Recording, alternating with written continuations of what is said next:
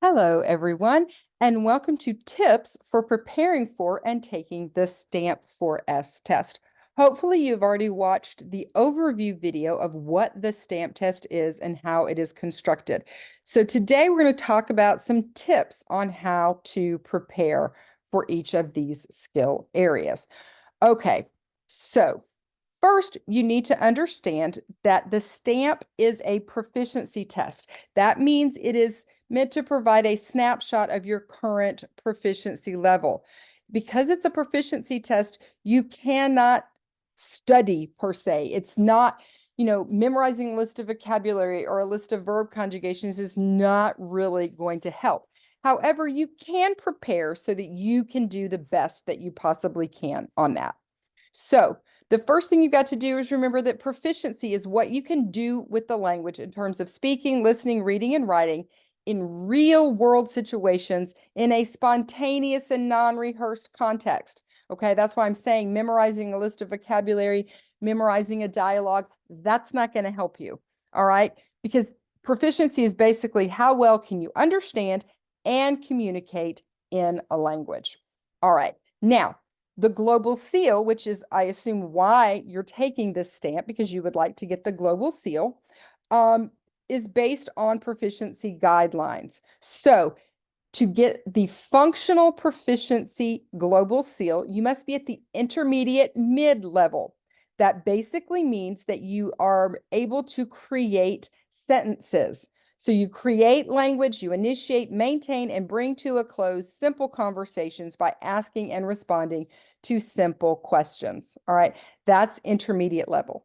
If you're trying to achieve the global proficiency for working proficiency, you need the advanced low level. Now that is paragraph level. That means you narrate and describe in the past, present, and future, and you deal effectively with unanticipated complications. All right. So what we're going to do right now is look at what an intermediate level speaker sounds like and what an advanced speaker sounds like.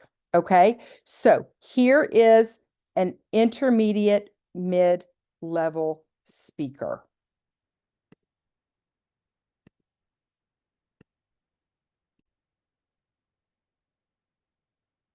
Well, Carrie, I've been asking you a number of questions about your family, about where you live, about your studies and the things you like to do. Now I would like you to ask me some questions.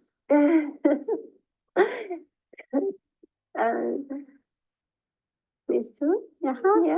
Nice to meet you. And it's very nice to meet you. And why do you work in this work? It's very interesting work. Yeah. Yes, I have an opportunity to work with very interesting people, very dedicated people. Yeah. How do you this work? This particular job, about 10 years. 10 years? Yeah. 10 years. What did you do after this job? Sorry, before this job. I actually was a teacher. Teacher? Yes. What subject? I taught Spanish. Spanish? Yes. Yeah. What school? Oh, a school, a university, not here in New York. Yeah. Where? In a different location. Different location? And another state? No, in this state, but about but hundreds of miles away. 100 miles. Could you tell me what name is? The school was called Syracuse University. Ah, yes, I know Syracuse. You do? Yeah. All right, so that is what an intermediate or a functionally proficient speaker sounds like. Now, over here, we have Sung, and he is an advanced level speaker.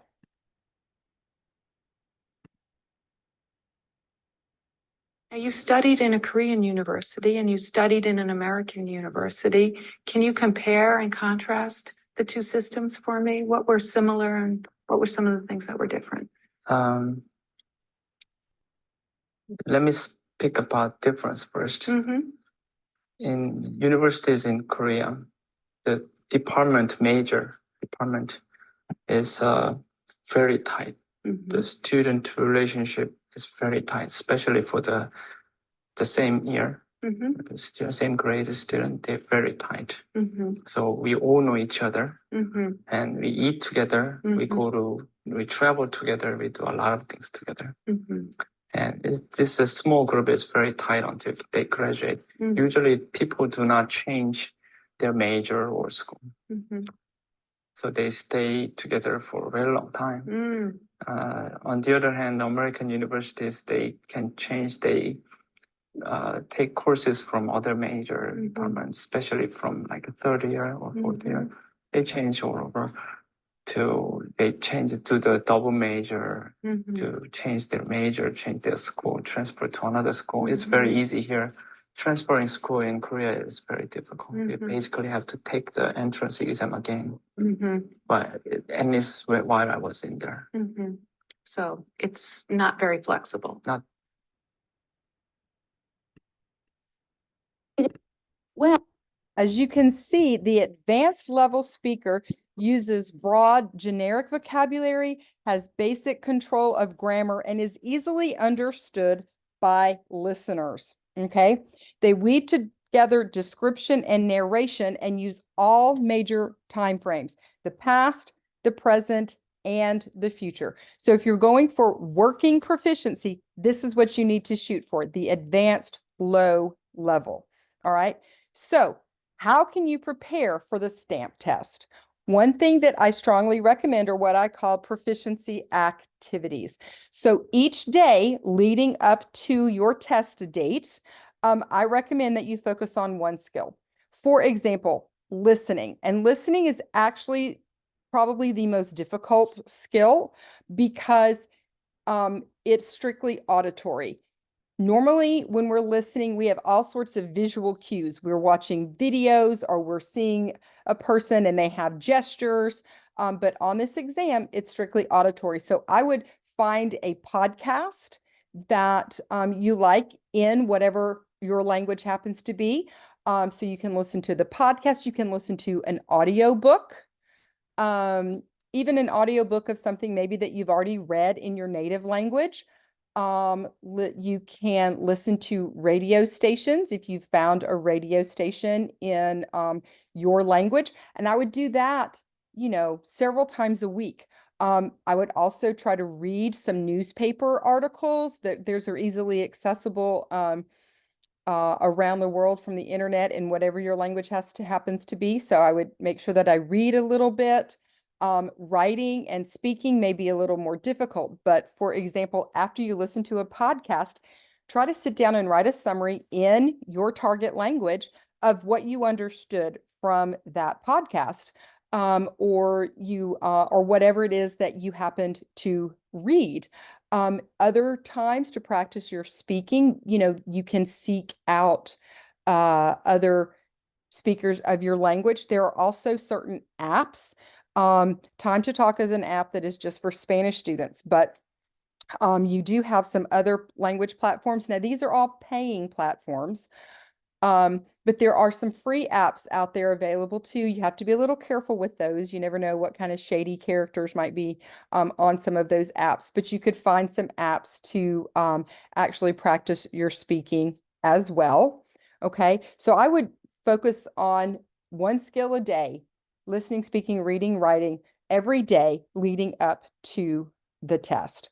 All right, so there is a sample test that you can take if you go to the Avant testing site, which you will find on our website as well. It's a link to take you there.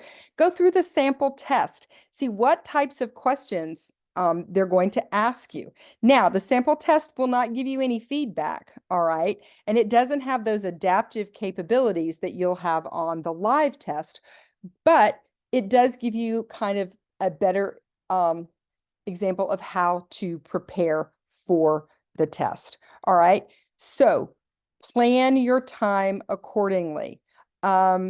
Now, the time limits on the stamp, I mean, these are just suggestions. It's going to depend on you and your capabilities as well. So there's usually a 2 to 3 hour window for testing. So to make sure that you don't suffer from test fatigue.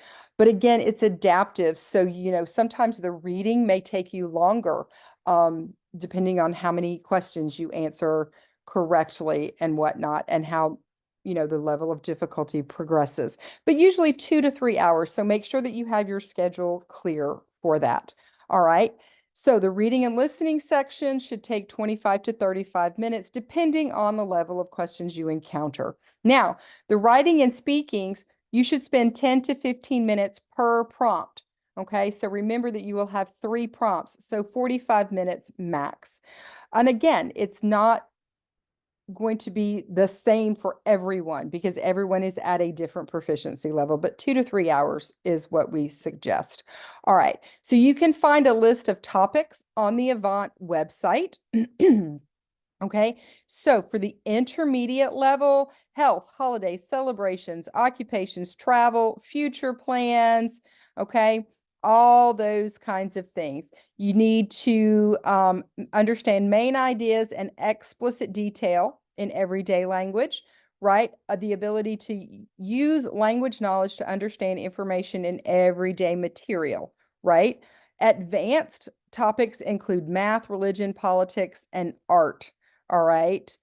You can understand and use language for straightforward informational purposes. All right. So you can find lists like this on the Avant website to make sure that, you know, you're listening to podcasts on these issues, or reading articles on any of these things so that you're aware of what's currently going on. All right. For the reading and listening section, take time, all right, to read the text or listen to the audio, then read the question and possible answers.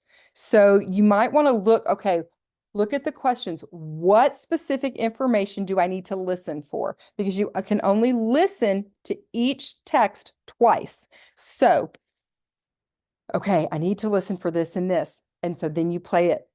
And okay, I think I got this and this. Let me do it one more time. All right. Then select a response that best answers the question. All right. So that's what you want to make sure that you're doing because you can only listen to the audio 2 times. And that sometimes trips people up. But make sure you know what information you're listening for or reading for. All right. Here is the reading section preparation guide for the stamp. Welcome to the Avant Stamp Reading Guide. In this video, you will learn how to put your best effort into the reading portion of your test. In the Avant Stamp Reading Assessment, you will see authentic text like menus, signs, text messages, and news articles. To see examples of the reading assessment, take a sample test in the language you will be testing in. Go to avantassessment.com, click Resources, then select Sample Tests. Choose the test and the language you will be testing. Remember that you cannot really cram for a proficiency test. It is meant to measure your skill at this point in time and cover a wide range of topics. The Avant Stamp Assessment is computer adaptive, meaning that as you move through the test, the questions will get easier or more difficult depending on your answers. Let's start with what to expect on the test. There are about 30 questions in this section. At the beginning of the reading section, you will see a practice question, a situation, question, and possible answers. Answer the question and click Next to go to your assessment. Remember, this is only a practice question. Don't spend too much time on it. It does not count in the final score. If you have any technical difficulty, please let the proctor or teacher know. First, read the situation that sets the scene. Next, read the question and possible answers. Skim, scan, read, and think. Skim the text. Look at the formatting and organization of the text. Look for general topics and known vocabulary. Scan. Look for specific details and clues inside of the text. Answering who, what, when, where, why, and how. Read for deeper comprehension. Understanding the main idea, purpose, and facts. Think about what will best answer the question. Do not translate word by word. Reading is not decoding or translation. Select the best answer to the question and click Next to continue. The Avant Stamp assessment is not timed, but remember, you will have about 30 questions to complete. Answer each question the best you can. This assessment is about proficiency. This is a snapshot of what you can do with the language at this point in time. For more, go to avantassessment.com/video-tutorials.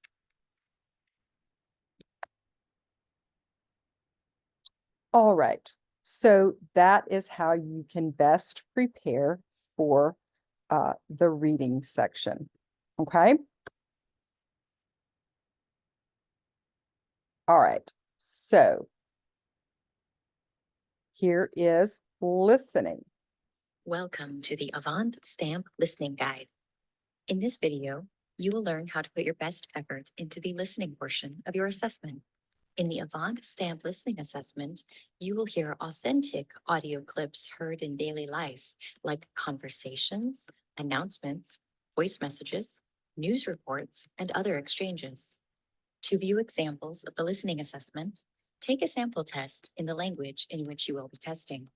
Go to avantassessment.com, click Resources, then select Sample Tests. Choose the test and the language you will be testing. Remember that you cannot really cram for a proficiency test. It is meant to measure your skill at this point in time and cover a wide range of topics. The Avant Stamp Assessment is computer adaptive, meaning that as you move through the test, the questions will get easier or more difficult depending on your answers. Let's start with what to expect on the test. There are about 30 questions in this section. At the beginning of the listening section, you will see a practice question, a situation with audio button, question, and possible answers. Click the blue play button to listen to the audio. You may listen to the audio 2 times. After 2 attempts, the button will become inactive. Select the best answer to the question and click Next to go to your assessment. Remember that this is only a practice question. Don't spend too much time on it. It does not count in the final score. If you have any technical difficulty, please let the proctor or teacher know. First, read the situation that sets the scene. Next, read the question and possible answers. This will tell you what kind of information you are looking for as you listen to the monologue, conversation, or announcement. Listen to the audio. Click the blue play button to listen to the audio. You may listen to the audio 2 times only. After 2 attempts, the button will become inactive. Select the best answer to the question and click Next to continue. The Avant Stamp Assessment is not timed, but remember, you'll have about 30 questions to complete. Answer each question the best you can. This assessment is about proficiency. It is a snapshot of what you can do with the language at this point in time. All right, so that is the best way to prepare for listening. Remember that you only have 2 times to listen, okay, to the audio clip. Now, for writing, be sure to read the prompt and take a few minutes to think about your response. Now, you can't take notes anywhere and cut and paste. All right, so be aware of that. So you've got to make sure that you know what you want to say. There is a 4,000 character limit for each writing prompt, but be sure to answer the prompt completely. Even though some prompts can be answered in a sentence or 2, this is a proficiency test and you need to show all that you know. And that's something that's extremely important. Efficiency, which I know a lot of people are all about efficiency. You don't want to be efficient here. You want to be proficient. That means tell as much as you possibly can. Write, fill up the page. Okay. Just like, for example, if someone asks, what's your name? Right. You could simply say, you know, John or Krista or whatever. And that answers the question, but that's like a novice low level. So you want to say, my name is, right? You want to give as much information as possible and make sure that your answer is high level.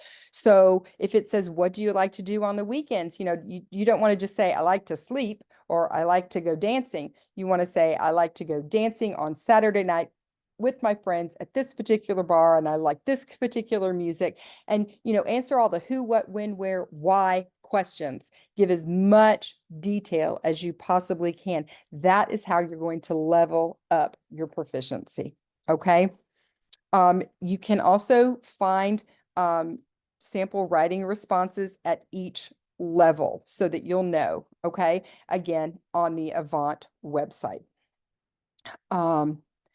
So we're not going to watch that. You can go watch the writing guide if you want to. For speaking, be sure to read the prompt and again, think about it. You're not allowed to write anything down, but be sure to answer the prompt completely. Again, just like with the writing, you want to say as much as you can, talk for as long as you possibly can. Okay. Now you don't want to just babble on and repeat the same thing. I like pizza. I like pizza. I like pizza. No, you want to say that I like to eat pizza with my friends on Saturday nights, at, you know, Mellow Mushroom, with pepperoni and onions. And you just want to give as many possible details as you can. Okay. Shorter, efficient answers are not the way to go in this exam. All right. Now, proficiency is rated based on consistency. So one mistake is not going to impact your score that much. So please don't stress about grammar so much.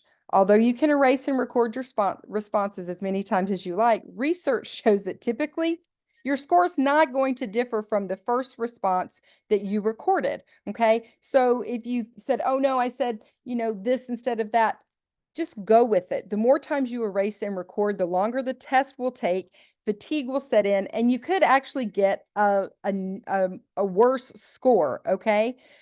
So make sure to answer each prompt to the best of your ability.